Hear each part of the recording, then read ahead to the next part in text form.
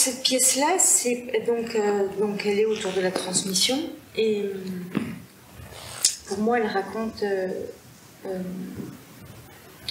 le fait qu'on transmet de là où on est. On est ancré sur un territoire, mais aussi dans un corps. Donc pour moi, l'ancrage, c'est vraiment, c'est incarné par les pieds.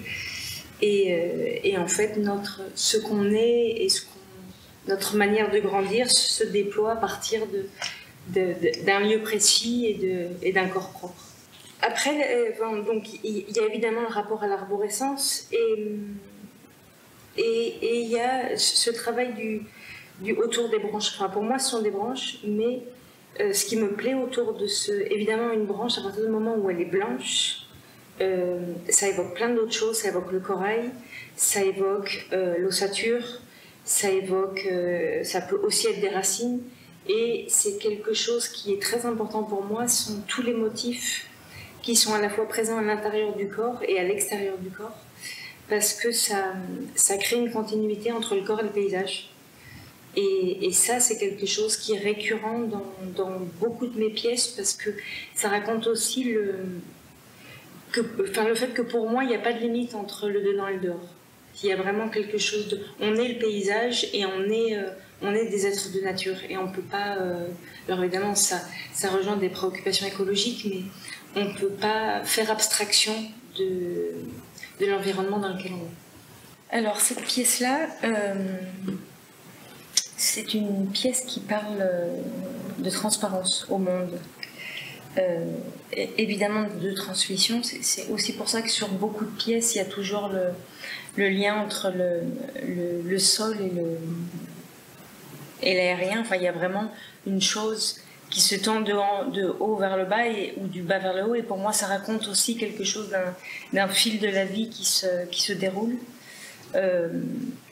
Cette pièce-là, c'est plusieurs choses. C'est à la fois donc quelque chose autour de la transparence. Ça, par exemple, sont les motifs, donc ça rejoint la pièce de tout à l'heure, sont les motifs du cervelet.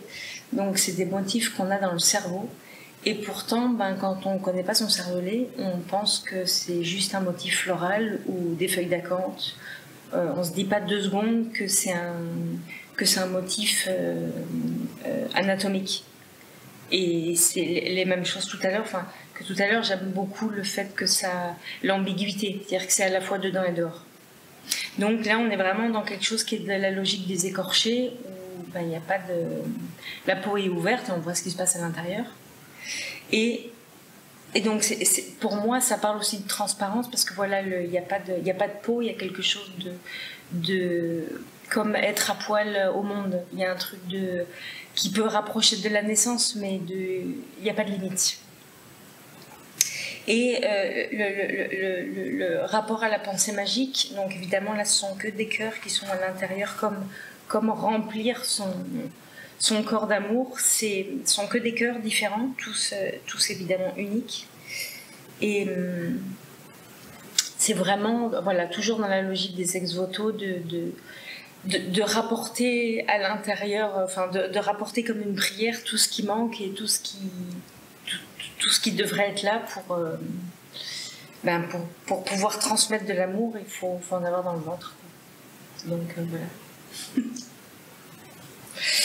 Et après, si on regarde de près, on voit pareil que le buste, les mains, les pieds, donc c'est toujours mon corps. Il y a toujours ce travail de couture, comme si c'était à la fois un vêtement, et à la fois il y a ces motifs d'anatomie qui sont représentés pour toujours travailler sur cette ambiguïté du dedans et du dehors. Alors cette install-là, c'est vraiment la première qui était arrivée en tête. En fait, donc j'ai invité Ernest Dejouy à venir participer à ce projet d'installation. Donc on s'est appelé, et il y a eu 2 choses. Il y a eu tout de suite, on s'est dit on va travailler sur la transmission. Et du coup, moi, je voulais qu'il me transmette quelque chose de la Bretagne, parce que c'est un pays que je ne connais pas. Et donc, il m'a laissé des messages vocaux, il me racontait sa Bretagne. Lui, c'est un Breton.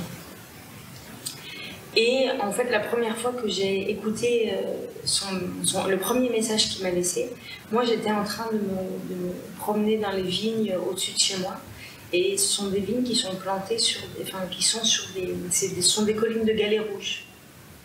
Et au moment où j'écoute son message, la première chose dont il me parle, c'est la minéralité de la Bretagne, tout le rapport à la roche, au galet, au caillou. Et comme moi j'étais au milieu du caillou, au milieu des cailloux, ça m'a paru une évidence de me dire le point de départ de cette installation, ça sera le minéral.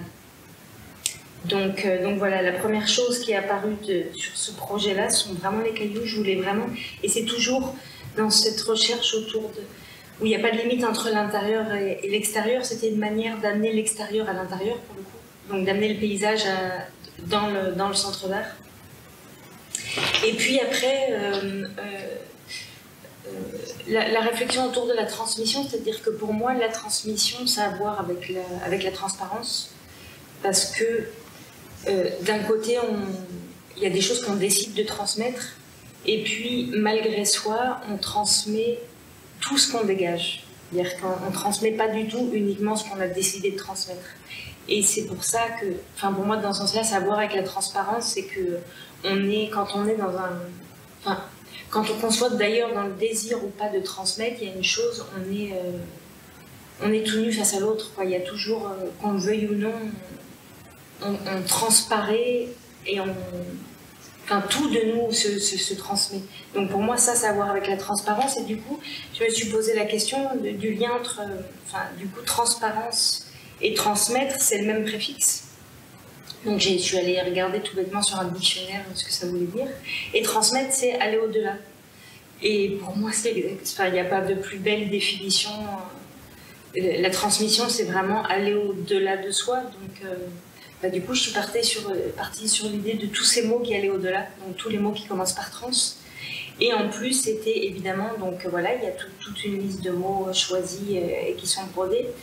Et évidemment, du coup, ça renvoie aussi aux lignes d'écriture qui sont l'apprentissage de l'écriture, donc la transmission de l'écriture. Et ce sont des broderies, donc ça renvoie à toutes les transmissions féminines autour des travaux d'aiguille.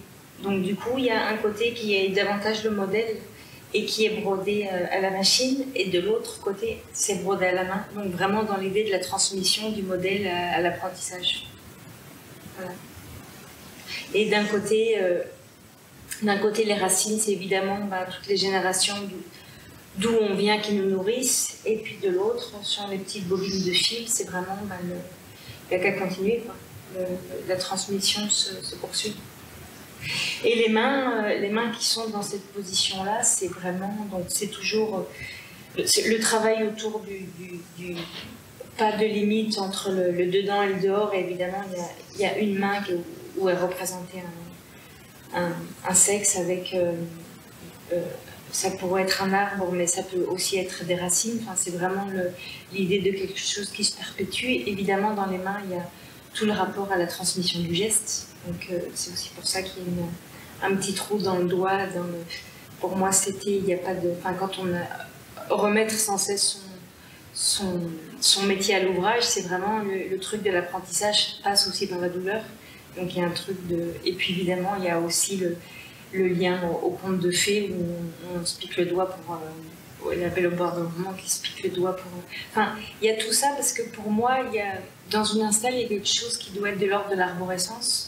Parce que je ne veux pas qu'il y ait une seule entrée. Je veux que chacun arrive avec son imaginaire, et il y a des choses sur lesquelles il va tilter, ou qui vont faire sens, mais j'ai bien conscience que tout ne fera pas sens. Mais par contre, c'est important pour moi qu'il y ait le maximum d'entrées pour que ce soit le plus facile d'accès possible. Voilà. Et le lit, tout simplement parce que le lit, c'est vraiment c'est le nœud d'une maison, c'est le centre d'une maison, c'est de la naissance à la mort. Il y a toujours la figure du lit au cœur d'une maison. Et pour moi, c'est un lieu symbolique vraiment très fort, le lit. Donc voilà, du coup, le lit au milieu de la galerie.